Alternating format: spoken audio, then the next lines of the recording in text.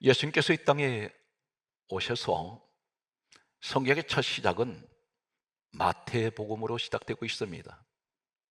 말라기 이전에 성경은 예수님 오시기 전에 기록된 말씀이고, 예수님 오신 후에는 마태복음으로부터 시작해서 27권의 신약 성경이 기록됩니다.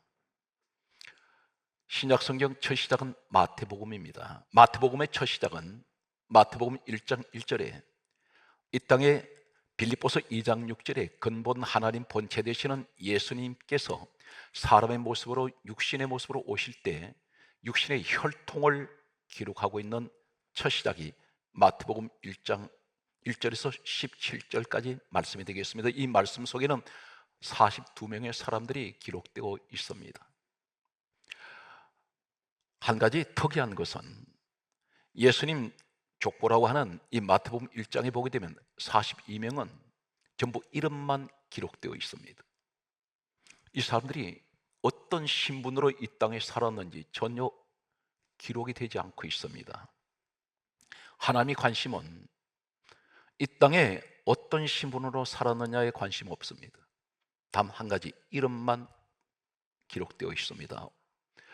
42명의 사람 가운데는 마태복음 1장에 보게 되면 예수님 족보에는 왕들이 무수하게 그들의 이름이 있습니다. 그런데 여기는 창녀도 있습니다. 그리고 도대체 이해가 되지 않는 것은 근친상간의 죄를 지었던 아버지와 딸의 관계에서 태어난 이런 자손의 이름도 있습니다. 그런데 이름만 보면 여자인지 남자인지 모릅니다.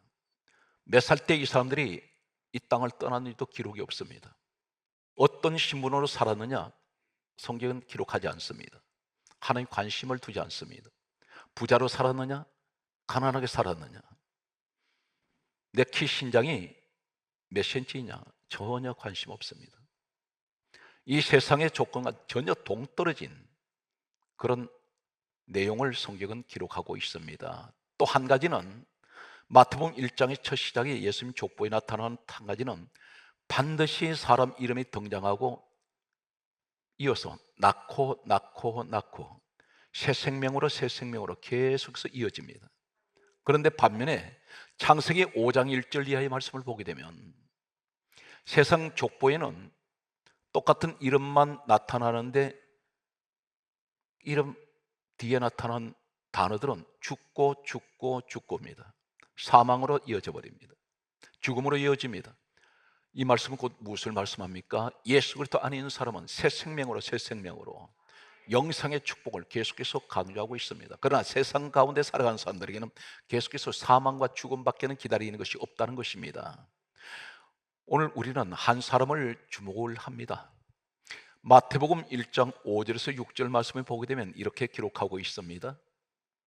살몬에게서 라합을 통하여 보아스가 태어나고, 보아스를 통하여 보아스에게서 룻을 통하여, 여기서 놀라운 사건이 기록됩니다. 오벳이 태어나고, 오벳을 통하여 이새가 태어나고, 이새를 통하여 다윗 왕을 낳으니라, 이렇게 기록하고 있습니다. 우리는 이 내용 가운데에서 한 사람을 주목을 합니다. 보아스라는 사람을 주목을 합니다. 이 보아스가 누구였냐면 다윗의 아버지는 이새입니다. 다윗의 할아버지는 여기 나타나는 한 사람이 있습니다. 오벳이 있습니다. 그런데 친정조 할아버지가 누구냐면 바로 보아스입니다. 성경 말씀은 이 가문은 왕의 가문이라는 것입니다. 그런데 이 보아스가 어떤 사람이냐면 열왕기상 7장 21절 말씀에 보게 되면 솔로몬이 성전을 건축했습니다. 그리고 완공했을 때에 솔로몬 성전 앞에 노수로 만들어진 거대한 두 기둥이 서게 됩니다. 이 내용을 보게 되면 열왕기상 7장 21절에 기록하고 있습니다. 오른쪽 기둥은 야긴이란 기둥이며 왼쪽 기둥은 보아스 기둥입니다. 두 기둥 이름이 있습니다. 이 보아스가 바로 누구냐면 여기에 나타난 다윗의 친정조 할아버지 이름이 성전의 기둥 이름으로 기록됩니다. 한마디로 무슨 뭘 의미하냐면 이 보아스라는 사람은 하나님의 성전의 기둥입니다. 이 기둥도 기둥이든 나무 기둥이 아닌 놋기둥입니다. 거대한 놋기둥인데 비바람이 몰아쳐도 이 놋기둥은 전혀 흔들리지 않고 움직이지 않습니다. 밤이 와도 이 놋기둥은 그 자리에 서 있습니다. 오늘 이 시대에 하나님 성전된 기둥들이 있습니다. 오늘 여러분들이 되시기 바랍니다. 그런데 이 사람을 가리켜서 이 보아스를 가리켜 이렇게 기록하고 있습니다.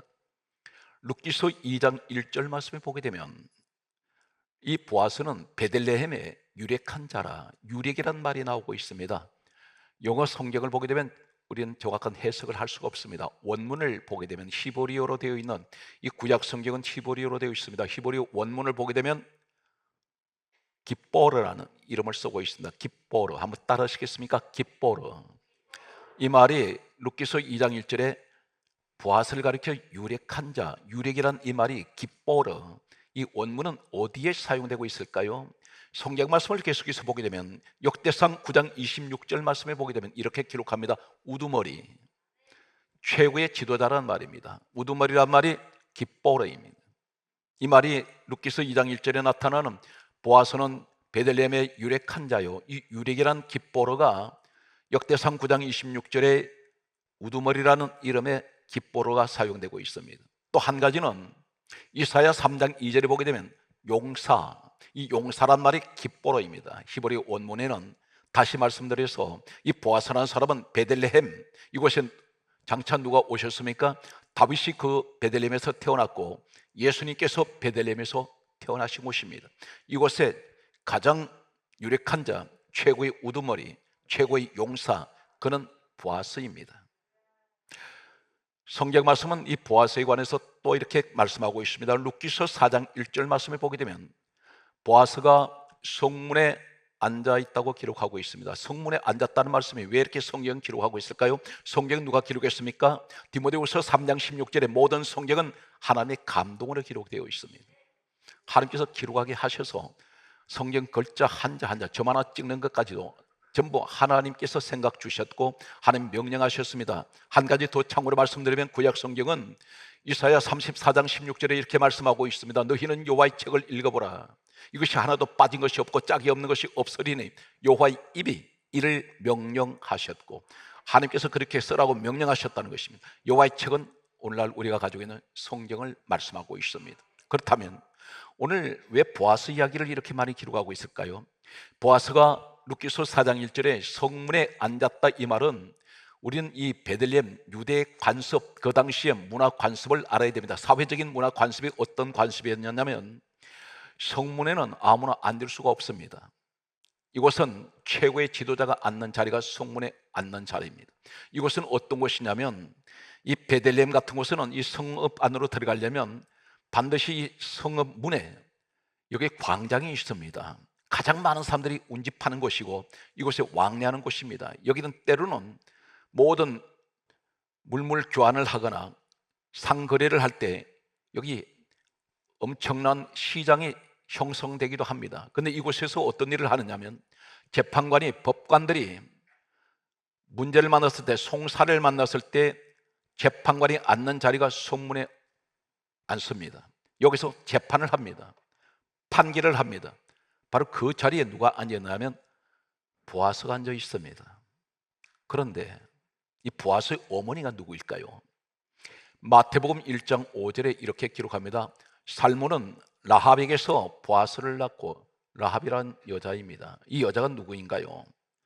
여호수아 2장 1절을 보게 되면 여리고의 기생 라합이라고 소개되고 있습니다. 이 기생이란 말이 단순하게 한글 성경에 번역된 것은 대단히 점잖게 번역이 되었습니다. 원색적으로 우리가 표현을 한다면 히브리어 원문을 보게 되면 자나, 이 자나라는 이 말이 바로 어디 있느냐면 창세기 38장 15절에 창녀입니다. 창녀가 자나입니다. 보아스의 어머니 라합은 창녀입니다. 여기가 어디입니까? 여리고입니다. 여리고는 사해바다가 가까운 곳에 있습니다. 이 사해바다에서 나오는 것이 소금과 유황이 많이 채취가 됩니다. 자연히 이 여리고는 사방 각처에서 상인들이 소금과 유향을 구하기 위해서 이 여리고로 사람들이 찾아옵니다. 여기는 유흥, 쾌락, 도박, 술 문화가 범람했습니다. 여기에 자연히 이 라합은 그곳에서 창녀 일을 하면서 그 돈을 가지고 생계를 유지하는 여자였습니다. 이 여자가 엄탕한 여자이기 전에 그는 어쩔 수 없이 자신 몸을 팔아서 가족을 먹여 살려야 하는 이런 상황입니다. 여기서 태어난 아들이 보았습니다. 이 여인은 가나안 여인입니다. 여리고의 여인입니다. 이 여인이 만약에 엄격한 율법을 중시하는 유대인들 땅으로 들어갔다면 돌에 맞아 죽습니다. 부정한 여자입니다. 그런데 신기한 것은 어떻게 보아스가 베들레헴에서 가장 높은 지위에 있는 우두머리가 되었을까요? 그가 깃보로가 되어 있습니다. 이 라합이라는 여자가 어떤 여자냐면 창녀이면서 대단히 중요한 것은 히브리서 11장 31절 신약 성경 수천 년이 흐른 후에 이 여인에 관해서 이렇게 정언합니다. 이 라합은 믿음의 여인이라고 했습니다. 하나님을 믿는 여인이었습니다. 비록 자신은 창녀이지만 몸을 팔아서 이 보아스, 이 자식을 키워야 하는 이런 상황인데 이 보아스가 자라면서 철이 들 때 어떤 생각이 했을까요? 우리 어머니 창녀구나. 이 보아스는 친구와도 어울릴 수가 없었을 것입니다. 엄청난 충격과 좌절감, 비관 때문에 어쩌면 이 보아스는 폐인이 될 수가 있습니다. 완전히 삐뚤어진 그런 인생을 살아갈 수가 있습니다. 그런데 이 보아스가 가장 유대인들이 존경하는 믿음의 사람이라는 것입니다. 무엇을 말씀할까요? 비록 이 어머니는 창녀로 살아가지만 항상 사람들에게 멸시당하고 무시당하고 천박한 직업이라도 할 수 없는 이러한 너무나 비참한 인생을 살면서도 이 아들에게는 오직 하나님을 잘 섬길 수 있는 믿음으로 이 아이를 성장시켰다는 것입니다. 이 아이는 상처받지 않습니다. 우리 어머니 창녀라는 일에 대해서 이 사람 비굴해하지 않습니다. 창피하지 않습니다. 이 사람은 믿음을 가진 아들입니다.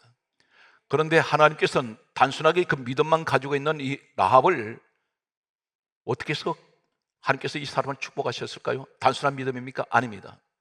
전 성경은 이 라합 이야기가 나올 때 구약과 신약에 한결같이 강조하는 단어가 하나 있습니다.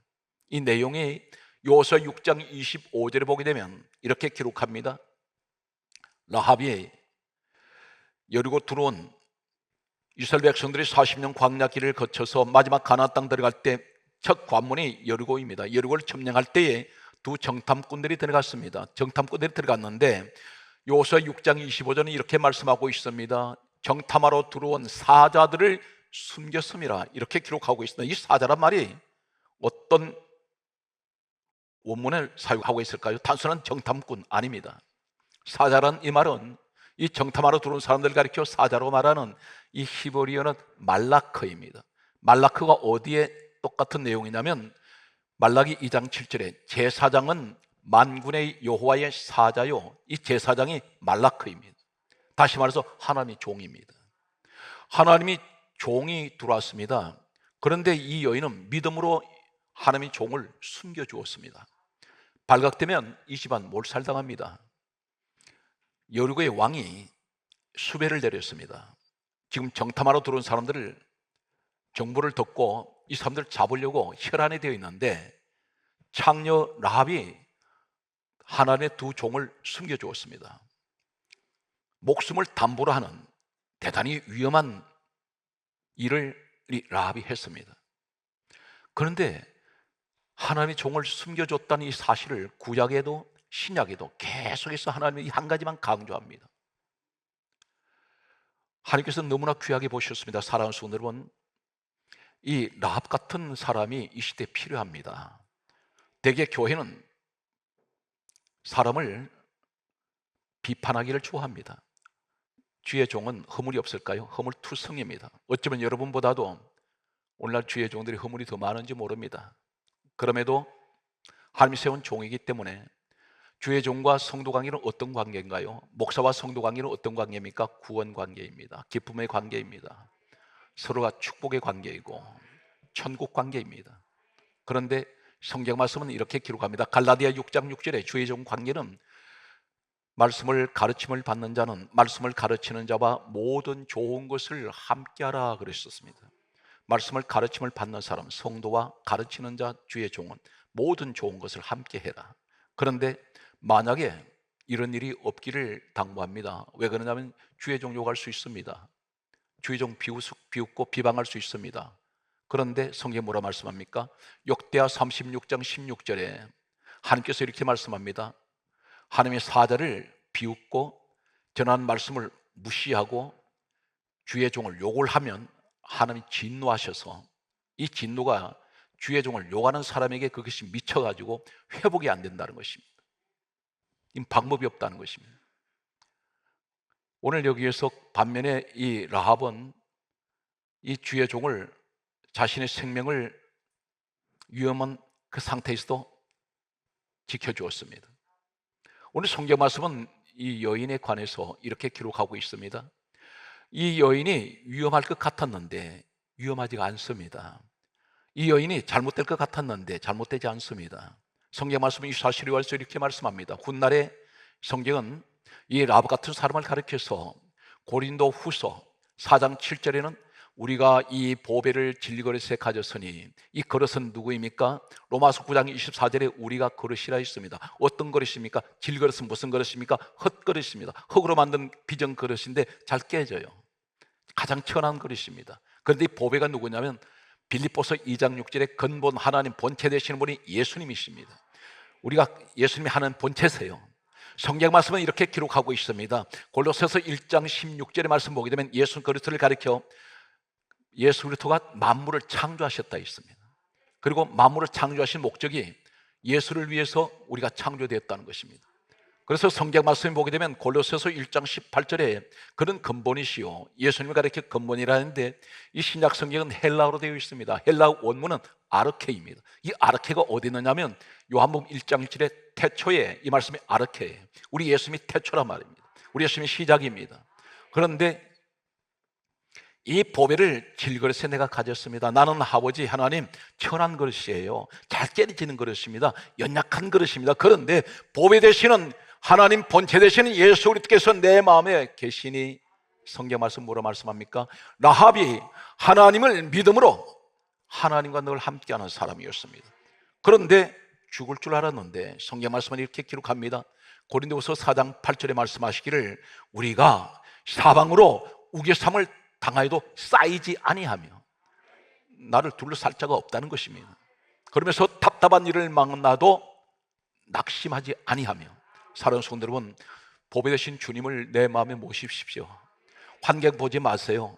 죽을 것 같습니까? 안 죽습니다. 망할 것 같습니까? 망하지 않습니다. 넘어질 것 같습니까? 넘어지지 않습니다. 오직 이 보배 되시는 예수 그리스도가 내 마음에 계시면 아버지 하나님 나 질그릇입니다. 언제 깨질지 몰라요. 그런데 내게는 보배 되신 주님이 계시니 나는 사방으로 나를 우겨삼을 당하여도 내가 환난 가운데 포위를 당해도 나를 포위할 자 없습니다. 나 답답한 일 만나도 낙심하지 않습니다. 성경 말씀은 계속해서 이렇게 강조하고 있습니다. 고린도후서 4장 9절에 하시는 말씀이 박해를 받아도 버림받지 아니하고 거기에 따라서 거꾸로 떠림을 당해도 나는 망하지 않습니다. 왜 그렇습니까? 보배 되신 주님이 내게 계십니다. 이 라합은 이러한 믿음을 가지고 있는 사람입니다. 오늘 성경 말씀은 그렇다면 이 보아스, 이 사람은 어머니로부터 하나님을 향한 믿음을 배웠습니다. 그래서 이 사람은 유대 땅에 오게 되었는데 어떻게 오게 되었을까요? 성경 말씀은 이렇게 기록합니다. 여호수아 6장 25절에 이 라합은 이스라엘 백성들이 대단히 고마워했습니다. 그래서 성경 강조합니다. 이스라엘 중에 이 라합이 거주하였더라. 베들레헴에 갈 수 없는데 갔습니다. 그런데 여기 아들이 보아스가 같이 갔습니다. 그런데 성경은 강조하고 있습니다. 그렇다면 이 보아스가 나중에 결혼한 사람이 누구입니까? 룻입니다. 룻은 재혼한 여자입니다. 성경 말씀은 이렇게 기록합니다. 이 보아스는 아픈 어머니에 대한 상처를 가질 수 있는데 상처를 받지 않아요. 대단히 믿음으로 건강한 사람입니다. 그런데 반면에 이 라합의 며느리 되는 사람, 보아스의 아내 되는 이 룻, 이 여인은 어떤 여인입니까? 룻기서 1장 4절을 보게 되면 모압 여인입니다. 모압이라는 말이 성경 강조합니다. 왜 하나님 이 말씀을 강조할까요? 이 모압 사람이 어떤 사람일까요? 창세기 19장 37절에 보게 되면 소돔에 살고 있던 롯이라는 사람이 큰딸과 동침을 해서 건친 상간으로 태어난 아들이 있습니다. 이 아들이 모압입니다. 룻의 조상이 이런 너무나 비극적인, 그리고 너무나 있어서는 아니 되는 이런 상황에서 태어난 모압의 자손이 룻입니다. 조상 잘못 뒀다고 말할 수 있습니다. 나는 왜 이런 가정에 태어났을까 말할 수 있습니다. 보아스도 마찬가지입니다. 나는 왜 이런 부모님, 우리 어머니를 이런 장녀를 만났을까. 그런데 한결같이 부부가 이러한 상처를 가지고 있는데, 이 룻이란 여자가 모압 여자인데 베들레헴에 들어갈 수 없습니다. 왜 그러냐면 신명기 23장 3절 말씀을 보게 되면 이렇게 기록하고 있습니다. 암몬과 모압 사람은 여호와의 총회에 들어오지 못할 것이요 하나님 나라에 못 들어갑니다. 하나님께서 그렇게 정해놔 버렸습니다. 그런데 이 여인이 겁없이 베들레헴으로 가려고 합니다. 왜 그러냐면 그 시어머니가 유대 여인입니다. 베들레헴에 살고 있다가 흉년이 와서 남편과 두 아들 데리고 모압 땅에 갔다가 10년 정도 지날 때 남편 세상 떠나고 두 아들 다 잃어버렸습니다. 며느리만 두 사람이 남았습니다.